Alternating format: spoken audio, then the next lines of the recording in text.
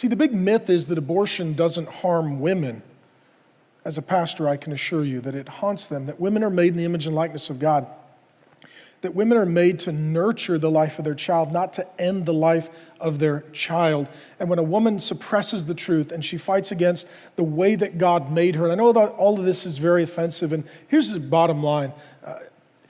It's not about the attendance or the giving or my ratings or popularity. What really we're talking about is who lives and who dies.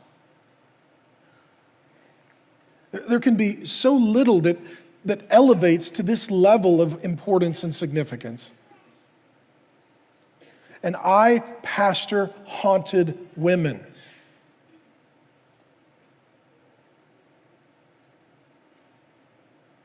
And there will come a day when Jesus will wipe every tear from their eyes. But between now and then, there can be no condemnation and no shame, but there can be remorse and regret and tears.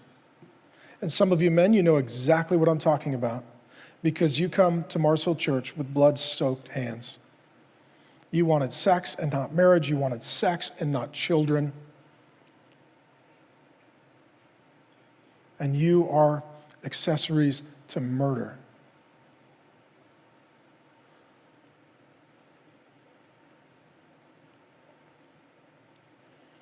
This is the law. The law shows us our sin. The law shows us our failings and our faults and our flaws. It shows us that we have someone other than God in the center of our lives, usually ourselves.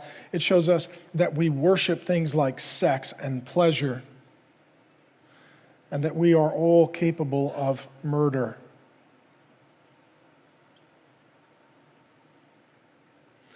The Bible not only has law, it also has gospel, good news.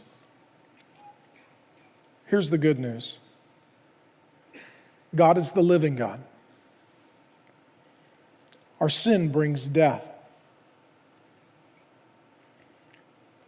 God became the man, Jesus Christ, and he started as a baby in his mother's womb and grew up to hang on a cross and to be murdered. And among his final words were, "Father, forgive them." Jesus died so that murderers could be forgiven and changed.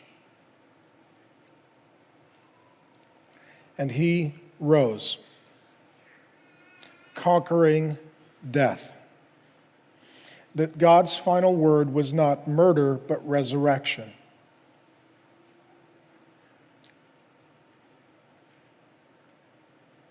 I hope and I pray and I believe that the child that Grace miscarried, and I'm still haunted by, somebody's missing him.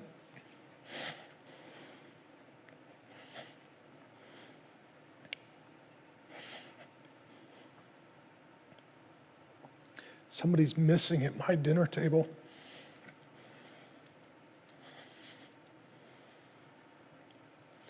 Whether it's a miscarried child or an aborted child, I believe that upon the resurrection of the dead, there'll be a lot more kids dancing around Jesus than were in Luke 18.